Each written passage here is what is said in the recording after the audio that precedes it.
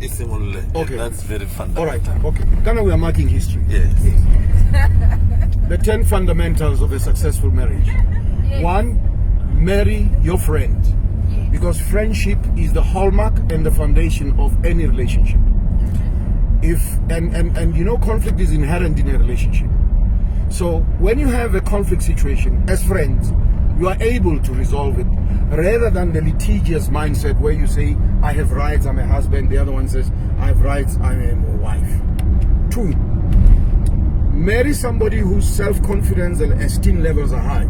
Because when they are low, she becomes or he becomes a liability in the marriage.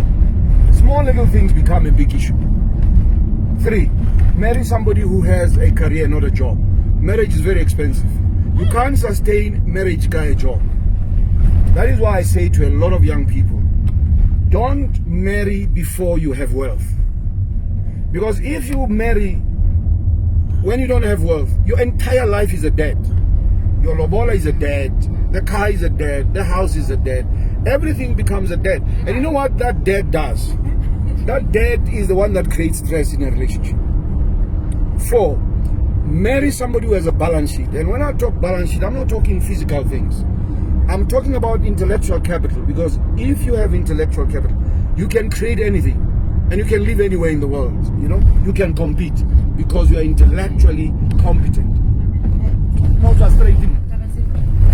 And then number 5, marry somebody who has basic values: trust, respect, transparency. You know, in a marriage, somebody must be in a position to say, I'm sorry. You know, even when you're not wrong. Because you want what? You want peace. You want stability in a relationship. 6, marry somebody who believes in God. Don't marry an atheist. You know, marry somebody who believes in Momudimu. 7, marry somebody, especially a woman, who's got a social conscience. You know, I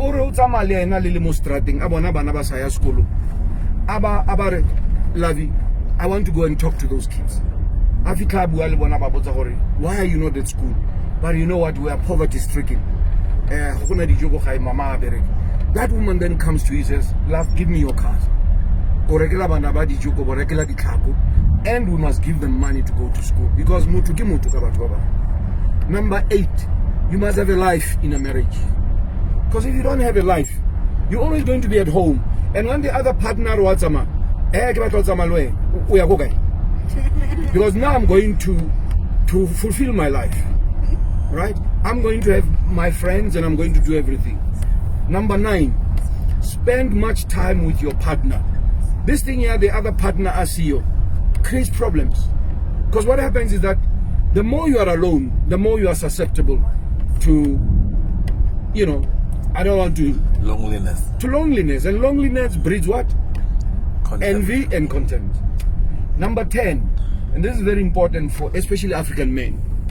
Take your wife every year on a pilgrimage. Take your wife overseas. Not Lesotho. Lesotho is not overseas. Take your wife to New York for 2 weeks. You switch off your phones. There are no children. And guess what? When you come back, you are re-energized. Because then you start to realize how wonderful your partner is. I'm done. Wow, wow, wow, wow, wow! You know,